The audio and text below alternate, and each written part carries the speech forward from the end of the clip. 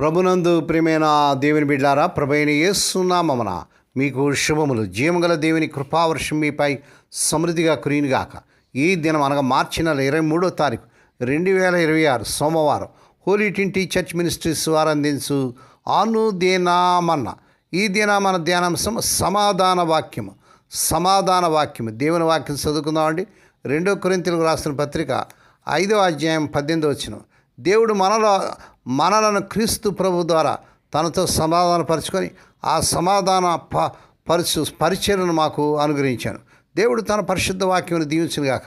దేని బిడ్డారా, మీరు అంత ఎలా ఉన్నారండి? మీ ఆరోగ్యాలు ఎలా ఉన్నాయి?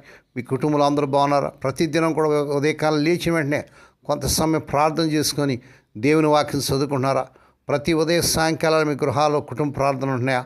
దేని బిడ్డారా, ప్రార్థించే కుటుంబము కలిసి ఉండే కుటుంబం అని ఒక దైవజనుడు చెప్పాడు. అవును ప్రభునందు ప్రియులారా, ఈ దినాల్లో మనకు ప్రార్థన దేవుని వాక్యం ఎంతో అవసరం.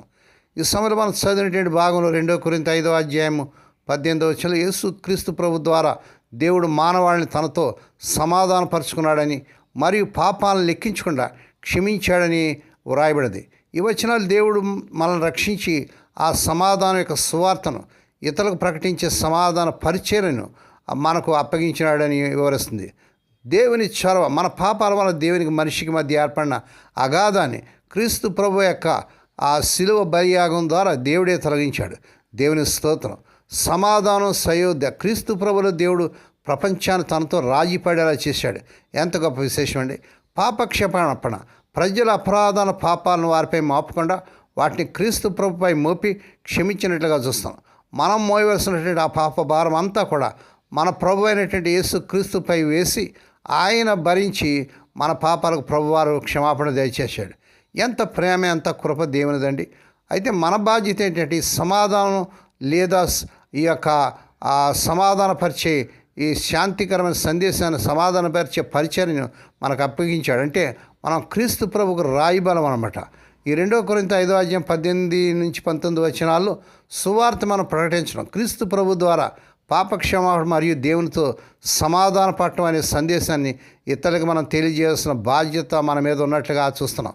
సమాధానకర్తగా ఉండడం, విభేదాలు ఉన్న చోట శాంతిని నెలకొవడం మరియు ఆ శత్రుత్వం ఉన్న చోట్ల మరి సమాధానపరిచి శాంతపరిచి వారిని ప్రోత్సహించడం చేయాలి. విశ్వాసులు మనం గుర్తింపు కలిగి ఉండాలి. మనం దేవుని సమాధానం పొందినవారమని మరియు ఆయన రాయివారం మనం గుర్తు చేసుకోవాలి.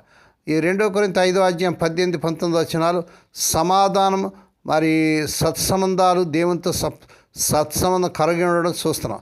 పరిచర్య, సేవా బాధ్యత, అపరాధాలు, పాపాలు, దేవునికి వ్యతిరేకమైనటువంటి క్రియలు. రాయబారులనగా క్రీస్తు ప్రభువుకు ప్రతినిధులు మనం. ఈ వచనాలు దేవుని యొక్క మన క్రీస్తు ప్రభు ద్వారా ఇచ్చిన రక్షణ మరియు ఆ సమాధాన ప్రపంచాన్ని చాటాలని మన బాధ్యతను గుర్తు చేస్తుంది.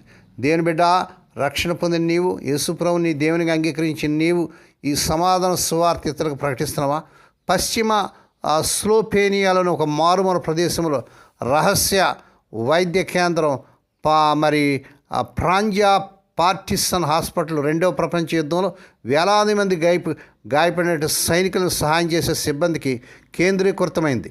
అన్ని సమయాల్లో నాజీల నుండి మరి దాగి ఉండి ఈ కేంద్రాన్ని గుర్తించడానికి అనేక నాజీ ప్రయత్నాల నుండి తప్పించుకోవడం ఒక గొప్ప సాహసం అయినప్పటికీ ఆసుపత్రి స్లోవేనియా రెసిస్టెన్స్ మూవ్మెంట్ ఒక గొప్ప సాహసం మూవ్మెంట్ స్థాపించబడింది. స్లోవేనియా రెసిస్టెన్స్ మూవ్మెంట్ స్థాపించబడి నడిపింపబడుతుంది. మిత్ర రాజ్యాలకు యాక్సిస్ సైన్యాలకు చెందిన సైనికులు శ్రద్ధ వహించడం మరింత విశేషమైంది. ఆసుపత్రి వారందరినీ ఆహ్వానించింది. యావత్ ప్రపంచం ఆధ్యాత్మికంగా స్వస్థత పొందేందుకు మనం సహాయం చేయమని దేవుని లేఖనాల్లో వ్రాయబడింది. దీని అర్థం మన అందరి పట్ల కనికరం కలిగి ఉండాలి. మనము శత్రువులను కూడా కనికరం కలిగి ఉండి వారికి సహాయం చేయాలి. కనికరం గల వారి ధనియులు వారు కనికరింపబడదని వాక్యాన్ని చూస్తున్నాం. వారి అభిప్రాయాన్ని పట్టించుకోకుండా ప్రతి ఒక్కరూ వారి సిద్ధాంతాలు ఏమైనప్పటికీ క్రీస్తు ప్రభు యొక్క ప్రేమకును కృపకును అర్హులు. పౌలు గారు సూచించాడు, అన్నిటిని హత్తుకుని క్రీస్తు ప్రభు యొక్క ప్రేమ మమ్మల్ని బలవంతం చేయించింది. ఎలాగనగా అందరి కొరకు ఒకడు మృతి పొందేనని ఈ 2 కొరింథీ 5వ అధ్యాయం 14 వచనం చూస్తున్నాం. అవును, మనందరి కొరకు యేసు ప్రభు వారు శిలువలో బలైపోయాడు. మన స్థానాన్ని ఆయన తీసుకున్నాడు. మనం పొందవలసిన శిక్షను ఆ ప్రియ ప్రభు పొందాడు. ఆయన పొందిన గాయముల చేత మనకు స్వస్థత కలుగుతుంది. మనం అందరం పాపం అనేటువంటి జబ్బుతో బాధపడుతున్నాం. మనందరికీ యేసు ప్రభు వారి క్షమాపణ అనే స్వస్థత చాలా అవసరం. మనం స్వస్థపరచడానికే మరి ప్రియ ప్రభు మన అందరి వైపు మనం రక్షించడానికే ప్రభువారు మన వైపు చూస్తూ మన ఇద్దరికి వచ్చాడు. దేవుని స్తోత్రం. తర్వాత ఆశ్చర్య రీతిలో దేవుడు మనకు సమాధాన సువార్తను వాక్యాన్ని అప్పగించినట్లుగా చూస్తున్నాం. గాయపడిన నలిగిపోయిన వ్యక్తులకు సహాయపట్టుకు దేవుడు మనల్ని ఆహ్వానిస్తున్నాడు. ఆయనతో ఐక్యం అవడం ద్వారా జబ్బు పడిన వారు ఆరోగ్యవంతులై స్వస్థపరిచయలు పాల్గొంటారు. వైద్యం చేసే పనిలో మనం పాల్గొంటాం. ఈ సమాధానం స్వస్థత దాన్ని స్వీకరించిన వారందరికీ దేవుని స్తోత్రం. దేవుని బిడ్డ, అనేక మంది పాపం అనే రోగంతో బాధపడుతున్నారు. అటు వారికి నువ్వు సహాయం చేసి ఈ సమాధాన సువార్తను ప్రకటిస్తున్నావా? అనేక మంది ప్రభుతో తిప్పుతున్నావా? ఆ రీతిగా ఈ సమాధాన పరిచయ చేటుకు పరిశుద్ధాత్మ దేవుడే మీకు సహాయం చేయను గాక. దేవుడి మాటలు దీవించను గాక. ప్రార్థన చేసుకుందామండి. పరిశుద్ధుడైన మా తండ్రి, నీ పరిశుద్ధ నామన వందనాలు స్తోత్రాలు చెల్లించుకున్నావు నాయన. నీ శిలువ మరణం ద్వారా మాకు ఈ సమాధాన సువార్తను, ఈ వాక్యమును, ఈ బాధ్యతను మరి మాకు అప్పగించారు నాయన. అనేక మంది రోగులై ఉన్నారు ప్రభా. నడినెత్తి మొదలుకొని మరి శిరస్సు అరికాలి మొదలుకొని నాయన, మరి శిరస్సు వరకు నాయన, మరి గాయపడి స్వస్థత లేకుండా ఉన్నటువంటి మమ్మల్ని రక్షించడానికే ప్రభా మీరు లోకానికి వచ్చారు తండ్రి. మా తండ్రి ఈ దినం పుట్టిన దినాలు, వాహ దినాలు, ఆయన శుభదినాలు జరుపుకున్న బిడ్డలు బహుగా దీవించి మరొక సంవత్సరం అనేది దయాకృటాన్ని బిడ్డలు ధరింపజేసి వారి పట్ల నూతన కార్యం జరిగించుకోండి తండ్రి.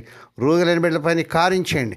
ఈ దినాల్లో ఎంతోమంది ప్రభా నా ఐసీలో మా తండ్రి జ్వరాలతో, క్యాన్సర్స్తో, ఫిట్స్తో, డెంగ్యూ ఫీవర్స్తో, టైఫాయిడ్స్తో, రకరకాల రోగాలతో బాధపడుతున్న బిడ్డలు మీరు కనికరించి స్వస్థత, ఆరోగ్యం, విడుదల యేసు నామములో ప్రకటిస్తున్నాం తండ్రి. ఏ కుటుంబాలు అయితే తమ ప్రియులు నిద్రించి మాడించి దుఃఖంలో వేదన అటు వారికి కావాల్సిన ఆదరణ దయచేయండి.